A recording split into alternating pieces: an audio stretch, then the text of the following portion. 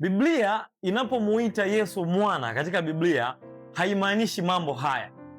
Jambo la kwanza, haimaanishi kwamba Yesu ni mtoto aliyezaliwa na Mungu kama jinsi ambavyo binadamu wanazaliana. Hilo siyo fundisho la kibiblia na ni kitu ambacho pia hata Waislamu hawakubaliani nacho, ni ukweli.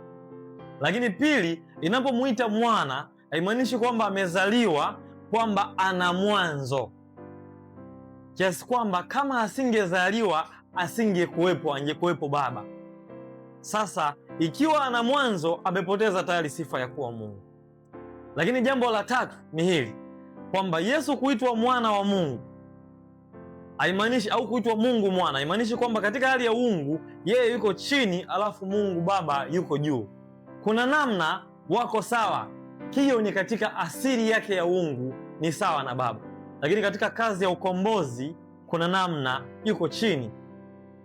Sasa hilo nitaliongea mbele, lakini jambo la nne ni kwamba wapo ambao wanaamini kwamba Yesu alizaliwa na Mungu kwa namna yote unayofikiria ya kuzaliwa, lakini alipewa mamlaka ya kuwa Mungu au alifanywa kuwa Mungu.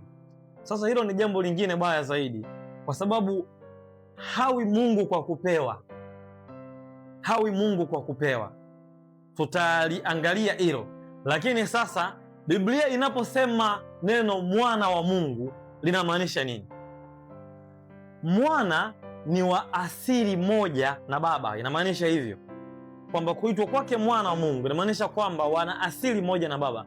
Katika kitabu cha Yohana ile sura ya 10 mstari wa 30, Biblia inasema kwamba mimi na Baba tu umoja, sio mmoja, ikimaanisha kwamba kuna namna ambayo wanashare asili.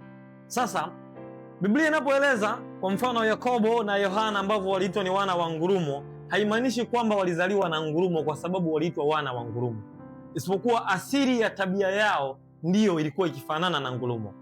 Mtu anapoitwa mwanamuziki haimaanishi amezaliwa na muziki, lakini inaonyesha asili ya kipawa chake ni muziki. Kwa mantiki hiyo, hata sisi tunapompokea Kristo huwa tunaitwa wana wa Mungu. Lakini katika mantiki hiyo hiyo, Kristo ameitwa mwana wa Daudi, ameitwa mwana wa Adamu. Sio kwamba alizaliwa moja kwa moja na Adamu au alizaliwa moja kwa moja na Daudi, isipokuwa ana asili ya Adamu na ana asili kutoka kwa Daudi.